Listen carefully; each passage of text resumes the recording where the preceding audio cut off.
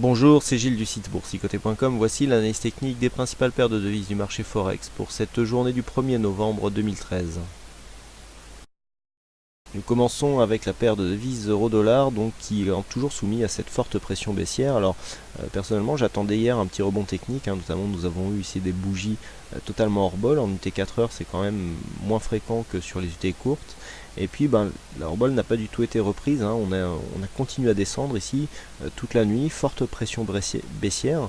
Alors on avait cassé ici le retracement des 61,8, bon, on sait que ça représente une probabilité accrue de revenir sur les 100%. Par contre pas aussi rapidement, là on est vraiment quasiment à l'objectif. On est fortement survendu, vous voyez comment les indicateurs ici sont forts, on est à 10 sur le RSI, alors même si j'utilise un RSI un peu plus court, RSI 10 pour s'adapter à la plus forte volatilité du Forex, c'est quand même très fort, stochastique à 2,69, on est vraiment très bas, là, au ras les pâquerettes, on a une forte phase de baisse ici qui est venue s'intercaler, on est passé eh bien on était tout simplement en début de semaine. Si on retrace, on flirtait avec les 1,3850, on était bien au-dessus des 1,38, et là on est à 1,35, c'est-à-dire qu'on a perdu 3 figures dans la semaine, c'est-à-dire que c'est dire si vraiment ce mouvement est puissant. Là entre mardi et aujourd'hui, on a perdu 300 pips. C'est assez rare ce genre de mouvement, et donc surtout le fait que ce mouvement se fasse ici, on a eu quasiment une ligne droite entre 1,3780, 1,3780 ici sur les plus hauts de cette bougie, et 1,3480, donc les plus bas de cette bougie, voilà, on est à 1,3480 exactement. Donc c'est en 1, 2, 3 jours on a perdu 3 figures. Bon, c'est un beau mouvement qui est quand même rarissime, surtout avec une telle dynamique, sans retracement, sans rien du tout, sans phase de respiration. Je pense que nombre de traders se sont fait piéger par ce mouvement qui est toujours assez destructeur. Quoi qu'il en soit, nous sommes fortement survendus. Il y a une grosse pression ici du point de vue du MACD. On a eu un faux départ ici sur cette phase.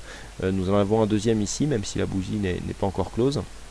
Quoi qu'il en soit, cette zone ici de point bas, 34,76, est une zone assez importante. On a eu de nombreux tests ici sur cette phase.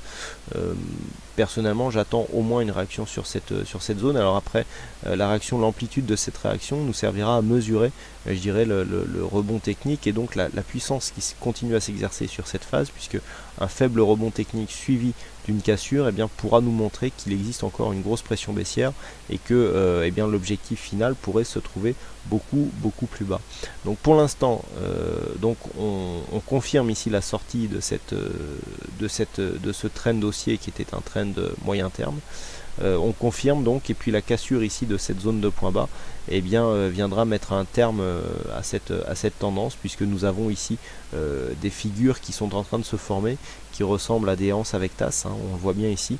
Donc ici on peut en avoir plusieurs, des anses. On a ici cette petite anse ici, on a celle-ci aussi qui peut faire la anse. Donc surtout ce qu'il faut se rappeler, c'est que sur une anse avec tasse inversée, c'est l'amplitude de la tasse qui compte comme objectif. Donc l'amplitude de la tasse ici, on part environ de 1,3830 au plus haut pour venir ici jusqu'à 1,3470. Donc ça nous fait de tête environ 360 pips. 360 pips ici reportés sur les 1,3476, ça nous ramène à 1,3110. Bon, c'est quand même des zones de cotation que l'on ne pensait pas revoir aussitôt lorsque nous étions à 1,38 ici. Donc attention ici, sur une cassure de cette zone, on a quand même des objectifs qui sont très bas. Donc forte survente, pas de signal de retournement pour l'instant malgré les indicateurs sur lesquels il y a une forte pression.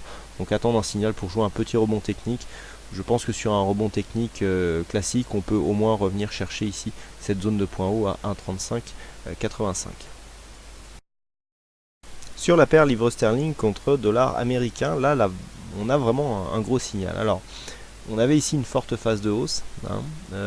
On est venu ici casser la dynamique, marquer un nouveau plus haut.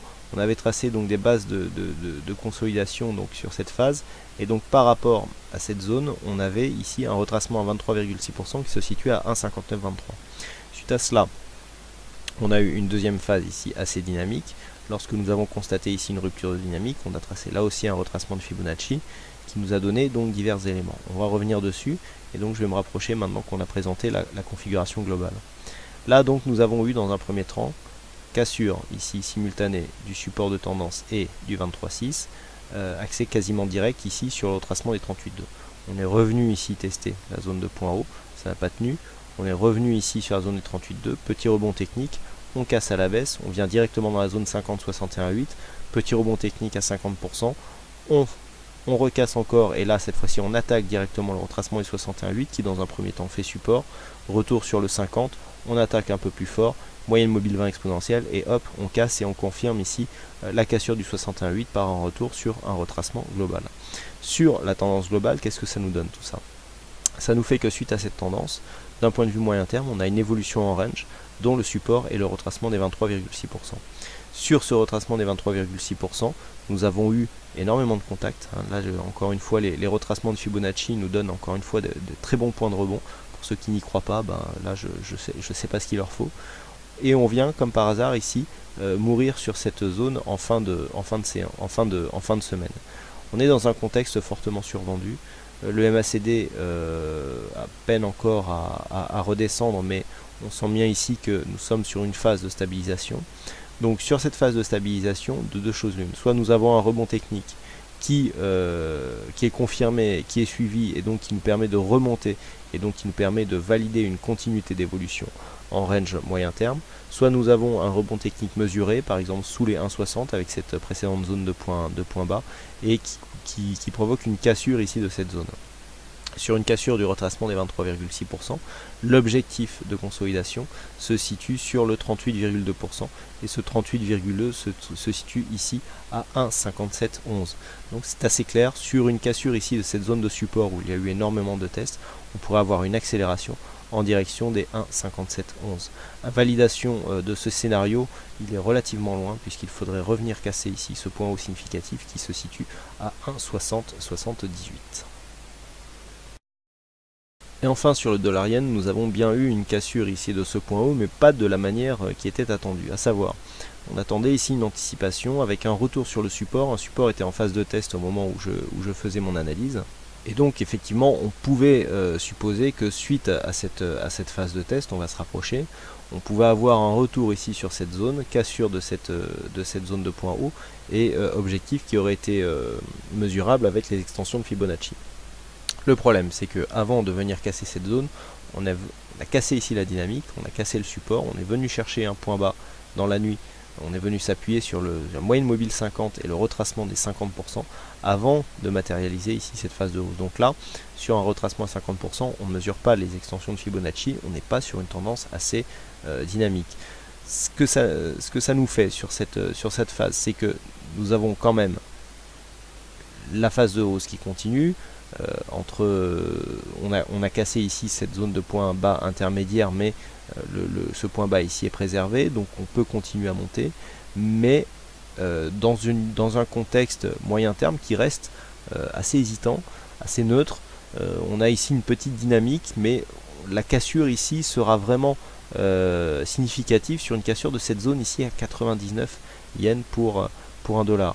On a deux zones ici assez intéressantes, ça va être cette zone ici à 99 et cette résistance à 99,10. Deux zones sont assez proches, donc il faudra la considérer d'un bloc. Ça sera seulement sur cette zone que l'on pourra vraiment repasser dans un flux haussier. Depuis que nous avons des sorties ici de structures baissières par cassure de la résistance baissière, on a ici une première structure, on est rentré dans une deuxième structure baissière, là ici cassure, mais le relais manque de dynamique. Donc vraiment, il faudrait casser ici cette zone pour confirmer ces cassures haussières et repartir dans une tendance. Du point de vue du contexte ici des indicateurs, il n'y a pas trop de surachat, on est relativement neutre du point de vue du stochastique, le RSI est juste sous sa zone et on est en pleine dynamique ici sur le MACD. Donc on le sent, la zone des 99, 99, 10 est accessible et elle est indispensable pour bien confirmer les plusieurs cassures de structures baissières que nous avons eues, et donc il faudrait au moins repasser au-dessus des 99, 10 pour confirmer une continuité de mouvement haussier. Voilà ce que nous pouvons dire sur l'analyse technique de ces principales paires de devises du marché Forex. Il ne me reste plus qu'à vous souhaiter à toutes et à tous une bonne soirée, bonne chance dans vos prochains trades, surtout bon week-end, et on se retrouve dès la semaine prochaine pour d'autres analyses techniques en vidéo. Bonsoir à tous.